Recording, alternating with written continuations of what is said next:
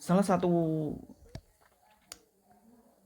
proses terpenting dalam pembuatan cerita panjang, terutama yang panjang seperti sebuah novel, itu adalah dalam perencanaannya.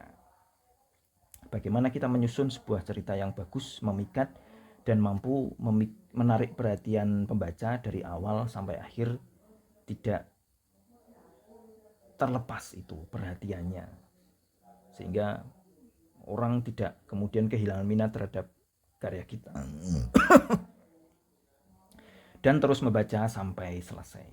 Di sini di episode ini saya akan paparkan beberapa tips dan trik praktis bagaimana kita merencanakan satu buah cerita novel, dalam hal ini novel, agar kita bisa segera mulai menulis tanpa hambatan lagi. Kadang-kadang kita tuh nggak segera mulai nulis karena masih mikir ini mikir itu, yang itu harus segera diputus agar kita langsung bisa mulai menulis cerita. Tips yang pertama adalah lupakan soal judul. Kadang kita nggak segera nulis karena malah bingung judulnya apa. Mengapa judul harus dilupakan? Karena dalam banyak kesempatan, in most cases, judul itu ketemunya di belakangan. Hanya sedikit sekali kemungkinan ketika kita nemu judul dulu dan baru kemudian membuat cerita yang cocok dengan judul itu. Saja dalam sekian banyak novel, 18-20 itu judulnya semua ketemu di belakang. Bahkan Rahasia Tara, novel saya yang di Storyal, novel misteri pembunuhan, itu judulnya baru ketemu persis setelah saya akan unggah ke Storyal. Sebelum itu saya nggak tahu judulnya apa. Hanya satu saja novel saya yang judulnya ketemu di depan, yaitu Kinanti featuring Aranza. Tips yang kedua, ketik adegan bangun tidur di bab pertama. Adegan itu kemungkinan nanti tidak ada fungsi apa-apa, melainkan hanya sekedar membuat kita untuk memulai. Tokoh bangun tidur, cek HP, mainan habis bentar, kemudian mandi, sholat subuh, sarapan, ngobrol sama orang rumah, lalu berangkat entah ke kantor, sekolah atau kuliah, dan bab 1 ditutup sampai situ. Bab ini fungsinya hanya untuk membuat kita jalan, idenya jalan, dan nanti kalau itu sudah ketemu, bab 2, 3, 4 akan ketemu dengan sendirinya. Nanti kalau cerita sudah tamat, mau kita edit dan bab 1 itu ternyata nggak cocok, adegan bangun tidur itu tadi tidak cocok, tinggal kita delete dan kita ganti dengan adegan lainnya. Jadi tidak ada lagi bahwa tidak tahu harus mulai dari mana, tidak tahu harus ngetik apa pertama kali di bab 1, ketik adegan bangun tidur, bahwa nanti itu adegan akan kita edit, itu urusan nanti. Yang ketiga, setelah kita ketik adegan bangun tidur, entah nanti ceritanya apa, baru kita ketik sinopsis komplitnya. Sinopsis komplit tentu berangkat dari ide dasar lalu premis. Premis itu intinya adalah si tokoh itu pengen apa. Si tokoh ini tentu saja si MC, main karakter, pengen apa. Tapi kemudian dia menghadapi hambatan. Kayak misalnya Kapten Amerika ingin mengalahkan Thanos. Pengennya itu. Tapi Thanos jauh lebih kuat sehingga kalah. Nah, ada hambatan. Itu premis. Jadi berangkat dari situ nanti kita akan menemukan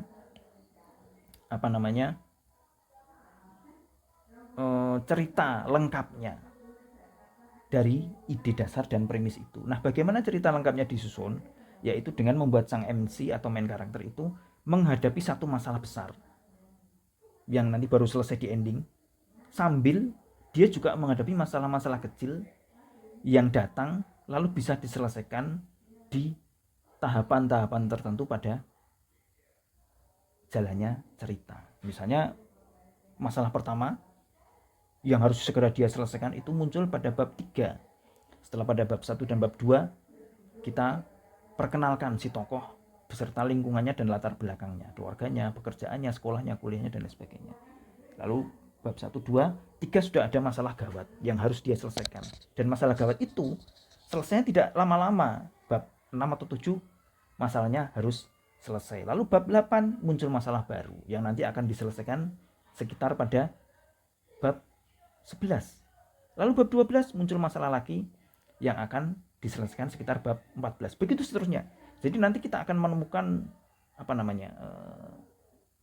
titik-titik kunci dalam cerita di mana masalah itu muncul dan selesai, muncul selesai, sambil menghadapi masalah besar yang nanti baru selesai di belakang. Jadi nanti pembaca akan kita bikin terumbang-ambing antara sedih, simpati, cemas, tegang dengan gembira ketika masalah kecil terselesaikan. Masalah kecil terselesaikan, gembira, muncul masalah barunya lebih berat, tegang lagi. Lalu 3 bab kemudian selesai, gembira lagi. Jadi kita bikin seperti itu, teman-teman. Perencanaan cerita yang sesungguhnya dalam sinopsis itu, si tokoh menghadapi masalah besar, lalu dia menghadapi masalah kecil-kecil sepanjang cerita yang kita tentukan. Bab 3 sampai 6, bab 7 sampai 10, bab 11 sampai 16, bab 17 sampai 20 dan seterusnya sampai cerita kita rencanakan untuk selesai pada bab sekian. Kalau normalnya dengan format penulisan umum, di mana kita tahu bahwa penulisan fiksi umum dan buku umum itu memakai layar A4 spasi 1,5, fontnya Times New Roman 12 poin dan alignment justified, lalu margin ya bebas 2,5 sampai 3. Itu naskah akan berukuran antara 150 sampai 170 halaman. Kalau dihitung pakai kata antara 20.000 sampai 30.000 kata. Kita arahkan cerita selesai di range itu. Maka kita bisa rencanakan kalau 20.000 kata, sementara satu bab itu 1.000 kata, berarti pas 20 bab. Dan dalam 20 bab itu kita bisa rencanakan masalah muncul pada bab berapa, selesai pada bab berapa, muncul masalah baru pada bab berapa, selesai pada bab berapa, dan begitu seterusnya. Sebelum nanti pada puncaknya kita pukul pembaca dengan plot twist atau hal yang tidak terduga. Dan kemudian cerita bisa diakhiri entah dengan happy, unhappy ending, atau seperti kebiasaan para penulis di Marvel Cinematic Universe atau MCU, yaitu masalah selesai tapi muncul nukilan masalah lain yang lebih besar yang membuat kita harus atau penasaran nunggu judul selanjutnya.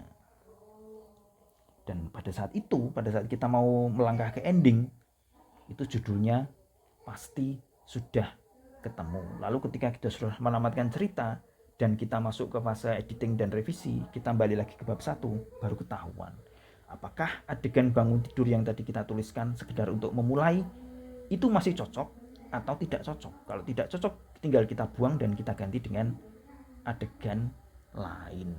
Bahwa dalam dunia penerbitan itu berlaku kaidah 6 halaman, yaitu editor hanya membaca maksimal 6 halaman pertama. Jadi dalam 6 halaman pertama itu kita harus pastikan cerita kita itu semenarik mungkin, kejadiannya, tokohnya, dialognya, bahasanya, kata-katanya, dan lain sebagainya.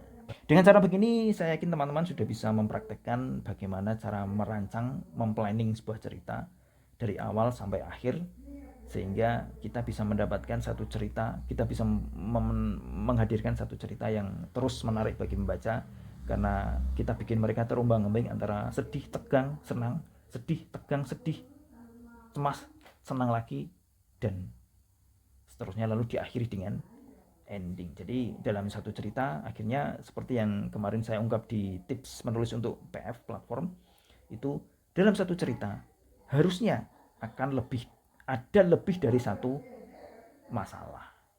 Ini satu tokoh saja bisa mengalami beberapa masalah, apalagi kalau kita juga buka masalah lain pada tokoh-tokoh di luar sang MC atau main karakter. Itu teman-teman, saya yakin itu bisa dipraktekkan. Kalau masih ada yang belum jelas bisa ditanyakan di kolom komentar. Untuk edisi depan saya akan menghadirkan tips dan trik yang pasti disukai teman-teman yang menulis di platform, yaitu tips dan trik nulis cerita dewasa 18+. Ini pasti banyak yang tertarik, saya juga. Dan nanti akan saya berikan contoh satu buku yang saya tulis bersama teman-teman yang berisi cerita-cerita seperti itu, dewasa 18+, tapi elegan dan dengan bahasa serta kualitas sastra yang bagus. Jadi tunggu episode depan. Jangan lupa untuk subscribe dan like selalu di channel ini. Sampai ketemu lagi.